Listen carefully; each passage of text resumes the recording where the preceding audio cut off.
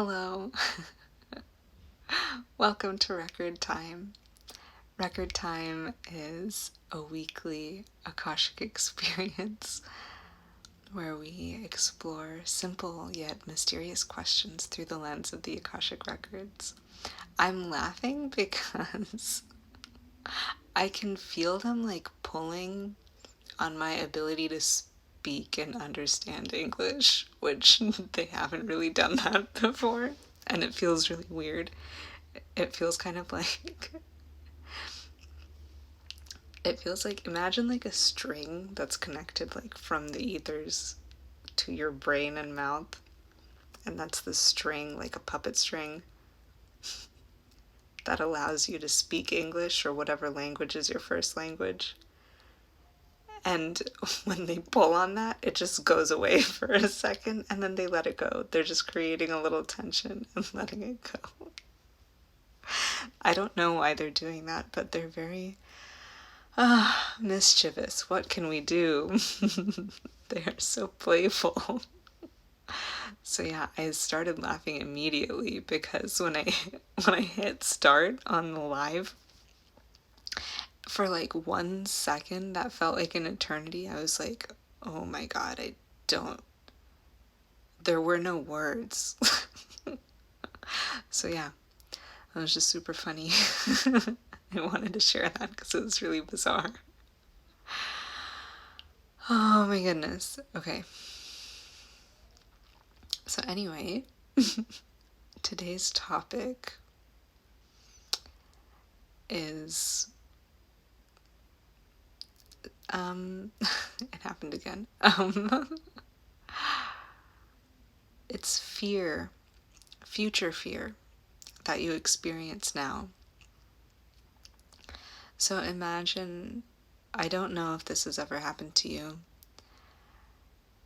if you can imagine a situation in the future that may or may not come. Perhaps you're very certain this situation is likely to happen, or maybe you're not sure it's going to happen, but you're worrying it might happen, and you're scared of having to do something. And this sounds vague, and I was thinking about this for like several minutes, which is why I was late today, because I was like, how do I explain this?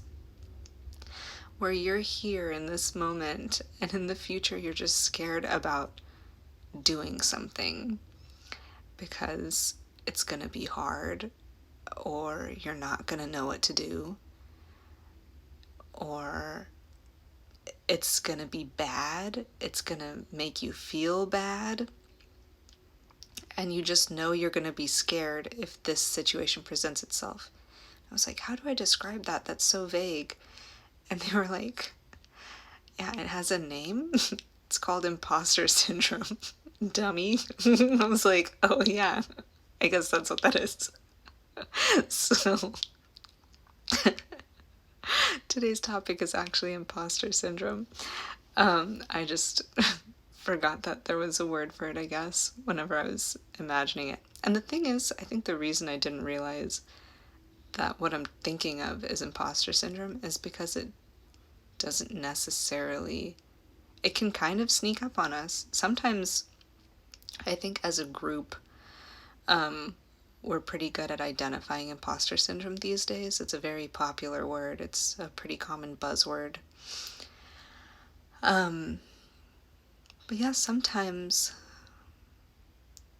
you might be anxious about something, scared of something that'll happen in the future, and you don't realize it's imposter syndrome. I think imposter syndrome is often associated with jobs, but it can come, it doesn't discriminate. It doesn't have to be about work. You can have imposter syndrome about other things that are not work related too. It's so generous. Imposter syndrome is a very generous visitor.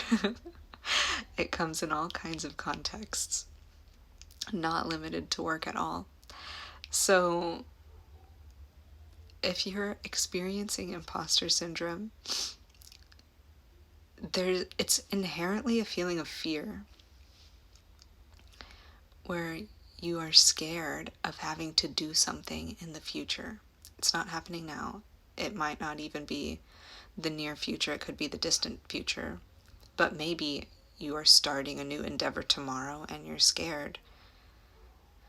And the feelings of imposter syndrome are usually like, I don't know what I'm doing. I'm not gonna know how to do this. People are gonna find out that I don't know how to do this. And then I'm gonna die. Basically, some kind of like extreme version of that. Perhaps dying is a little extreme, but some kind of bad extreme consequence. They're gonna find out and then I'm gonna lose my job, but they're gonna find out and they're gonna laugh at me. They're gonna find out and I'll be rejected. They're gonna find out and I'll never have any friends again. Whatever it is. But those fears, they're saying that when imposter syndrome comes up, recognize that it's a fear of not knowing what to do. It's a fear of being in a position where you don't know what to do. And that is scary. And why is that so scary? Because you will be confronting the unknown. And that is one of humanity's deepest fears, is the unknown. So they're saying in that moment, when you recognize imposter syndrome, you're also recognizing a fear of the unknown. And they're saying there's a unique opportunity here in these moments where you're experiencing imposter syndrome. And that opportunity is to offer yourself deep acceptance. When you're imagining that situation where you're not going to know what to do and you're scared of it, can you come to yourself and tell yourself, I will love you even when you don't know what to do.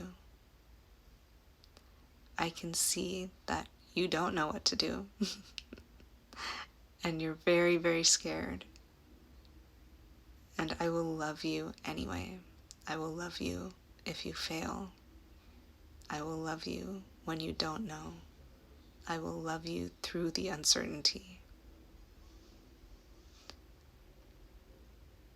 And they're saying the fear isn't of other people finding out that we don't know what we're doing. The fear is a lack of acceptance.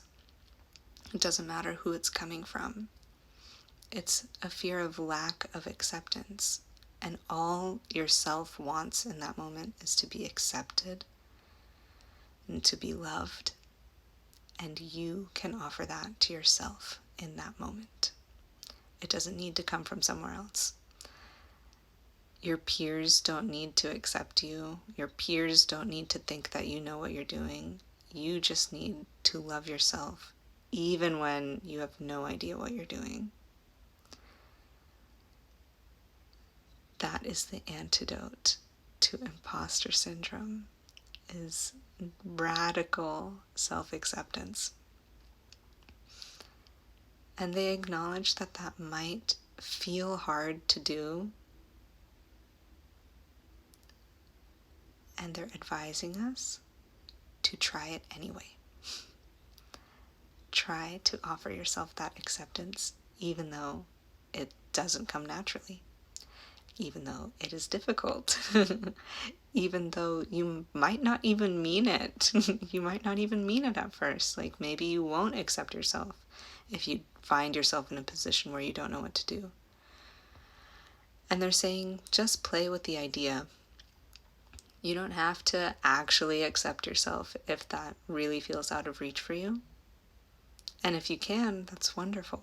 And you will likely feel better if you can come into that place of acceptance when you recognize that fear. And if you can't accept yourself, if it's too unnatural, just play with that idea. Imagine what it might be like if you did accept yourself. Just, can you entertain that thought for a moment?